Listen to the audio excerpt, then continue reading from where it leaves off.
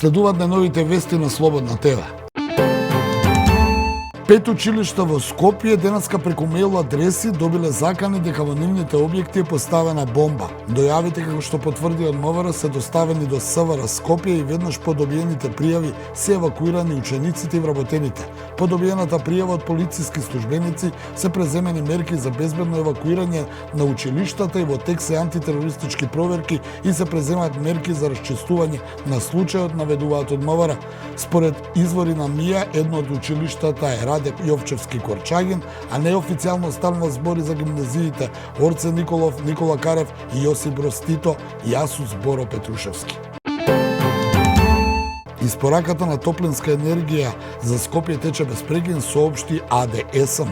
Од оваа компанија соопштија и дека навремено ќе известат јавноста откако ќе се донесе одлука за набавка на газ за работа на топланите Исток, Запад и енергетика, како и за евентуалното вклучување во режим на работа на приватната гасна електрана. Предходно веќе ја известивме јавноста дека алтернативното гориво за топланите е дизел горивото, за кое капацитетите се технички и технолошки подготвени да го користат и истото е достапно за набавка, така што испораката на топлинската енергија за градот Скопје тече без прекини и истото ќе продолжи во следниот период, наведуваат од АДСМ. Председателката на Европската комисија Урсула фон дер Лајен денеска пристигнува во посета на земјава со која ќе ја започне турнејата низ регионот на Западен Балкан. Главната порака која ќе ја пренесе председателката на Европската комисија е посветеноста на Европската унија за европската интеграција на регионот. Незината турнеја низ земјите од Западен Балкан е во контекст на војната во Украина и енергетската криза, а целта е да му се пренесе на регионот дека тој е важен за Европската унија. Како што и самата најави минатата недела од Страсбур, еден дел од помошта во областа на енергетската криза ќе биде вклучувањето на земјите од Западен Балкан за заедничко купување енергенси со земјите од Европската унија. Оваа платформа има за цел да ја заакне соработката меѓу земјите и да ја намали конкурентноста помеѓу државите на енергетскиот пазар. Во однос на барањето на Северна Македонија да добие помош од Европската унија за набавка на струја од Бугарија преку компензација на пазарната цена, портпаролот на комисијата Ерик Мамер изјави дека нема информации на оваа тема во овој момент. Министерот за надворешни работи Бојар Османи минатата недела најави дека пакет за енергетска поддршка од Европската комисија за регионот во вредност од 1 милиарда евра ќе биде презентиран неделова во Скопје од председателката на комисијата фон дер Лајен. Османи, како што кажа, бил информиран од еврокомесарот за проширување Оливер Вархеј за финансискиот пакет за регионот во износ од милиарда евра за облажување на ефектите од енергетската криза. По Скопје, фон дер Лајен ќе отпатува во Приштина и Тирана во четврток, Сараево и Белград во петок и во Подгорица во сабота. Специјалниот пратеник на Обединетото кралство за Западен Балкан Стюарт Пич денеска престојува во посета на Македонија. Целта на посетата е да се разговара за понатамошниот развој на односите меѓу двете земји, да се повтори силната посветеност на Обединетото кралство за евроатлантската интеграција на Северна Македонија и да се потврди посветеноста за зајакнување на стабилноста, демократијата, владењето на правото и справувањето со криминалот и корупцијата во земјата и регионот на Западен Балкан, соопшти британската амбасада во Скопје.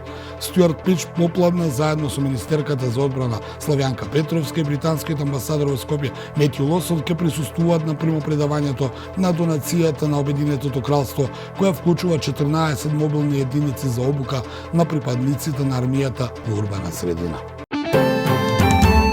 Американскиот претседател Џозеф Бајден повторно ја предупреди Москва да не користи нуклеарно оружје бидејќи тоа би било нејзина сериозна грешка. Неговиот коментар уследи откако Русија први наведе дека Украина планира да фрли валкана бомба, што беше демонтирано од Украина, како и од САД, Франција и Велика Британија.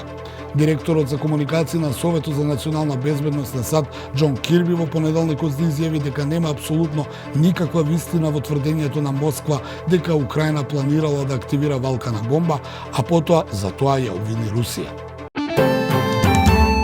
Русија ги информираше Соединетите американски држави дека планира да спроведе вежби на своите нуклеарни сили, соопшти Пентагон, одбивајќи да даде повеќе детали за тоа дали вежбите ќе вклучуваат лансирање на балистички ракети. Според новиот договор СТАРТ, Русија е обврзана однапред да извести за лансирање на такви ракети, соопшти американските власти. Русија во вторникот пред Советот за безбедност изнесе обвинувања дека Украина планира напад со валкана бомба, што и украинските власти и нивните западни сојузници го отфрлаат како руски изговор за ескалирањето на војната во Украина. Како што пренесуваат странските агенции, западните сојузници се уверени дека може да направат разлика помеѓу руските војни вежби и секое движење што може да биде евентуална нуклеарна закана. Украинските вооружени сили започнаа големо прегрупирање во правецот на Запорожје и подготвуваат напад. Конфликтот е во тек, се водат артилериски дуели. Нападот се одвива директно во правец на Запорожје со можност за напад на Василевка и Полог, изјави функционер на проруската администрација. Во тек е украинската офанзива која досега беше концентрирана на соседната област и напредувањето кон градот Херсон.